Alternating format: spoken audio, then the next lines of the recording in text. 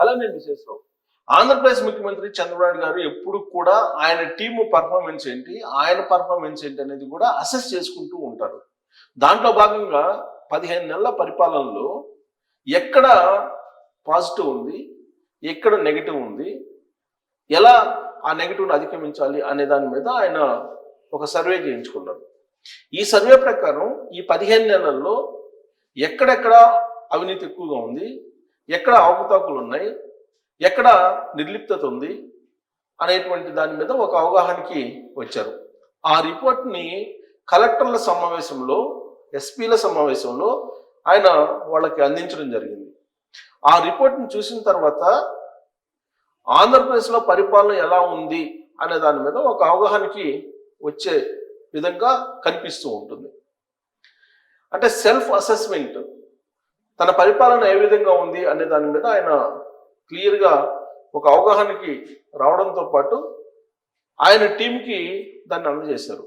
ఆయన టీం అంటే ఏంటి, ఆయన ఉద్దేశంలో ప్రధానమంత్రి, ముఖ్యమంత్రి తర్వాత కలెక్టర్లు ఇంపార్టెంట్ అని చెప్తున్నారు. వాళ్లే కింగ్లు అని చెప్తున్నారు. ఎస్పీలు, కలెక్టర్లు కనుక ఎగ్జిక్యూటివ్ సిస్టమ్ కనుక స్ట్రాంగ్గా ఉంటే ప్రభుత్వానికి మంచి పేరు వస్తుంది, తత్ఫలితంగా పరిపాలన కూడా బాగుంటుంది అని చెప్పి భావిస్తూ ఉంటారు ఆయన. ఒకవైపు సంక్షేమం, మరొక వైపు అభివృద్ధి, ఈ రెండింటిని సమాంతరంగా తీసుకెళ్ళడానికి ఆయన ప్రయత్నం చేస్తున్నారు. దానికి సహకరించాల్సింది ఎగ్జిక్యూటివ్ సిస్టమ్. పైగా ఆయన ఈ మధ్యకాలంలో టెక్నాలజీని అడాప్ట్ చేసుకుంటున్నారు. కొత్త టెక్నాలజీని ఆయన ఆహ్వానిస్తున్నారు ఆంధ్రప్రదేశ్లో. ఒకవైపు వ్యవసాయాన్ని ప్రోత్సహిస్తున్నారు, ఇంకోవైపు టెక్నాలజీని కూడా, క్వాంటమ్ టెక్నాలజీ, కంప్యూటర్స్ 2 జనవరిలో రాబోతున్నాయి, 3 27లో రాబోతున్నాయి అని చెప్పి చెప్తూ ఉన్నారు. ఇంకొక వైపు ఆయన టెక్నాలజీ సంబంధించి మాట్లాడటంతో పాటు ప్రతి ఇంట్లో ఒక పారిశ్రామికవేత్త ఉండాలి, ప్రతి ఇంట్లో ఒక ఆర్టిఫిషియల్ ఇంటెలిజెన్స్ తెలిసినటువంటి వాళ్ళు ఉండాలి అనేటువంటి కాన్సెప్ట్తో వెళ్తున్నారు. అంటే నెక్స్ట్ తరానికి ఆంధ్రప్రదేశ్ని సిద్ధం చేస్తూ ఉన్నారు. ఆ విజన్ని అందజేస్తూ ఉన్నారు కలెక్టర్లకి, ఎస్పీలకి, ఇతర ఎగ్జిక్యూటివ్ సిస్టమ్కి. ఆ విజన్ అందుకొని వాళ్ళు గ్రౌండ్ లెవెల్లో పనిచేయాలి. లేదా మంత్రులు కూడా అవగాహన చేసుకోవాలి, ఎమ్మెల్యేలు కూడా అవగాహన చేసుకోవాలి. అందుకు సంబంధించి శిక్షణా తరగతులను కూడా పెట్టాలి అనేటువంటి నిర్ణయం ఇప్పుడు తీసుకుంటున్నారు. ఇప్పుడు తీసుకునే అవకాశం ఉంది. రాబోయే రోజుల్లో శిక్షణా తరగతులు కూడా పెట్టే అవకాశం ఉంది. యాజ్ ఆఫ్ నౌ 15 నెలల తర్వాత ఆంధ్రప్రదేశ్లో పరిపాలన ఎలా ఉంది, సంక్షేమ పథకాల అమలు తీరు ఎలా ఉంది, ల్యాబ్సెస్ ఎక్కడ ఉన్నాయి అనే దాని మీద ఒక సర్వే రిపోర్టు కలెక్టర్లకి, ఎస్పీలకి అందజేసింది. మీకు కూడా నేను చూపించే ప్రయత్నం చేస్తాను. ఆ రిపోర్ట్ ప్రకారం ఇది అన్న క్యాంటీన్లు అద్భుతంగా ఉన్నాయని చెప్పి ఆ సర్వేలో తేలింది. వాస్తవంగా అన్న క్యాంటీన్లు 2019లో జగన్మోహన్ రెడ్డి గారు అధికారం రాగానే తీసేశారు. చంద్రబాబు నాయుడు గారు 2024లో అధికారంలో రాగానే తిరిగి ఆ అన్న క్యాంటీన్లని రీఓపెన్ చేశారు. దాంతోపాటు వాటి సంఖ్యను కూడా పెంచారు. అక్కడ జరుగుతున్నటువంటి అన్న క్యాంటీన్లో జరుగుతున్నటువంటి సేవ ఏదైతే ఉందో అది చాలా అద్భుతంగా ఉంది. అన్న క్యాంటీన్లు చాలా బాగా రన్ అవుతున్నాయి, పరిశుభ్రమైనటువంటి అక్కడ భోజనాన్ని పెడుతున్నారు అనేటువంటి ఫీలింగ్ తోటి అన్న క్యాంటీన్లు బేస్ అని చెప్పి ఉన్నారు. ఇసుక పాలసీ అనేది ఇప్పటికీ కూడా అసంతృప్తినిస్తుందని చెప్పి ప్రజల్లో ఎక్కువ భావిస్తున్నారు. ఈ పాజిటివ్ పబ్లిక్ పర్సెప్షన్ అనేటువంటి పేరుతోటి సర్వే నిర్వహించారు. పాజిటివ్ పబ్లిక్ పర్సెప్షన్ అని. దాని మీద సర్వే నిర్వహించినప్పుడు ఏ సెక్టర్లో ఎలా ఉందనేది ఎన్టీఆర్ వైద్య సేవ పైన కూడా అసంతృప్తి ఉంది.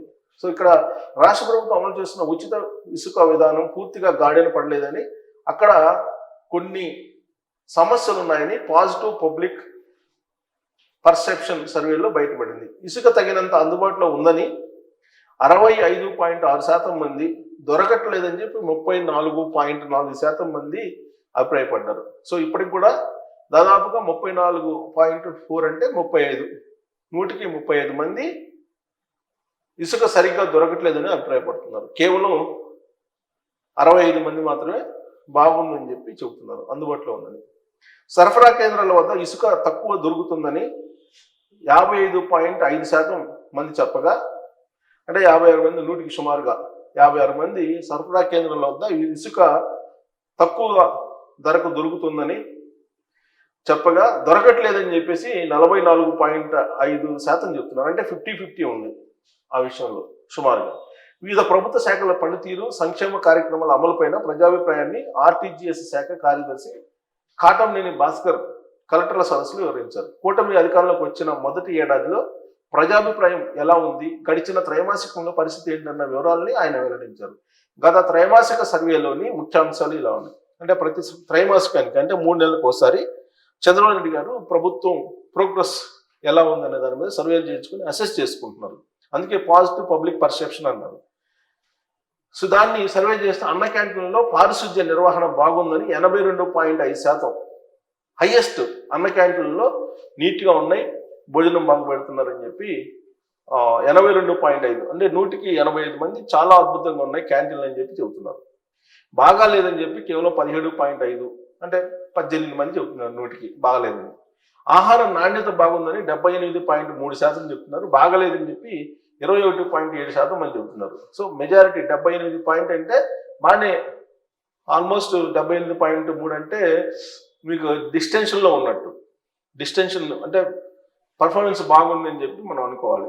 ఇంకా పింఛన్ల పంపిణీ, ఇది ఇంపార్టెంట్. పింఛన్ల పంపిణీ పైన అత్యధిక శాతం సంతృప్తి వ్యక్తం చేశారు.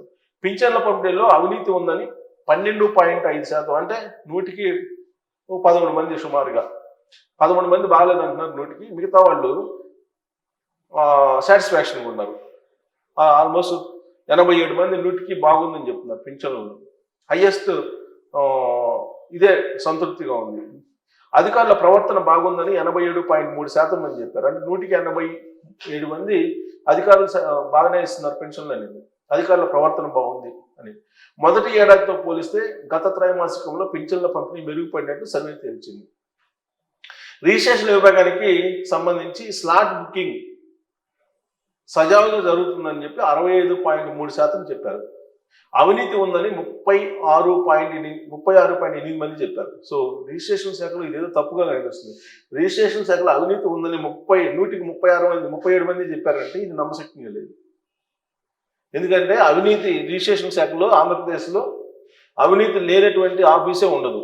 ఇదేదో కొంచెం తేడాగానే అనుమానించదగ్గ సర్వేని కాదు, అసెస్మెంట్ కానీ చెప్పాలి రిజిస్ట్రేషన్ శాఖ విషయంలో మాత్రం. రిజిస్ట్రేషన్ల ప్రక్రియలో సమస్యలు ఉన్నాయని 32.7% అంటే 100కి 33 మంది సమస్యలు ఉన్నాయని చెప్తున్నారు. అవినీతి ఉందని చెప్పి 36.8% మంది చెప్తున్నారు రిజిస్ట్రేషన్ శాఖలో. పైగా రెవెన్యూ రిజిస్ట్రేషన్ శాఖలో 100కి 99 మంది అవినీతి ఉందని చెప్పి చెప్తారు. కానీ ఇది 36.8% అని చెప్పి చెప్తున్నారంటే అది ఇక్కడ కొంచెం సందేహించాలి. పట్టాదారు పాస్ పుస్తకం కోసం అదనపు మొత్తం వసూలు చేస్తున్నారని చెప్పి 24.7% మంది, నోటీసులు ఇవ్వలేదని 43.5%, ఫీల్డ్ ఎంక్వైరీ చేయలేదని చెప్పి 41.8% చెప్పారు. కానీ ఇది గ్రౌండ్లో ఉండేటువంటి సిచ్యువేషన్స్కి భిన్నంగా ఈ సర్వే ఉన్నట్టు కనిపిస్తుంది. ఎందుకంటే రీసర్వే ఎక్కడ కూడా చేయట్లేదు సరిగ్గా ప్రాపర్గా. గ్రామాల్లో ఉండేటువంటి ప్రజలు చాలా ఇబ్బందులు పడుతున్నారు.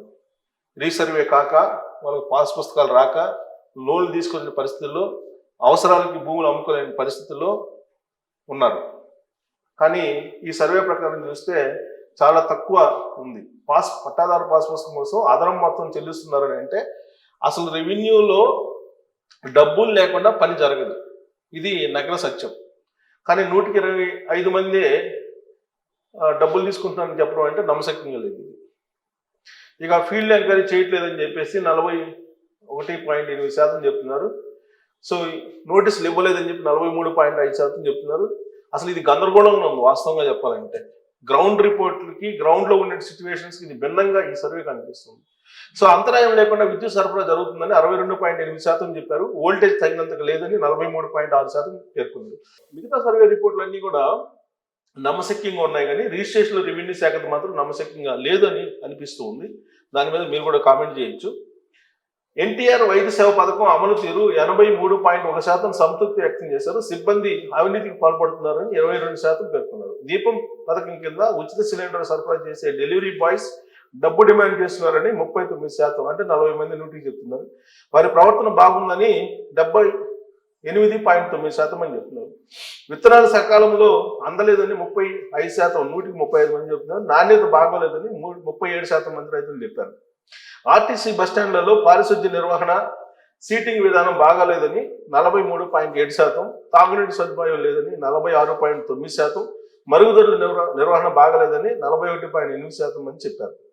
తమ ప్రాంతాల్లో గంజాయి, డ్రగ్స్ సమస్య ఉందని 26.7%, అంటే 27 మంది చెప్తున్నారు. పోలీసుల స్పందన బాగుందని 57.8% మంది మాత్రమే చెప్తున్నారు. అంటే ఆల్మోస్ట్ 140 మంది పోలీసుల స్పందన బాగాలేదు అని చెప్పి చెప్తున్నారు అనమాట.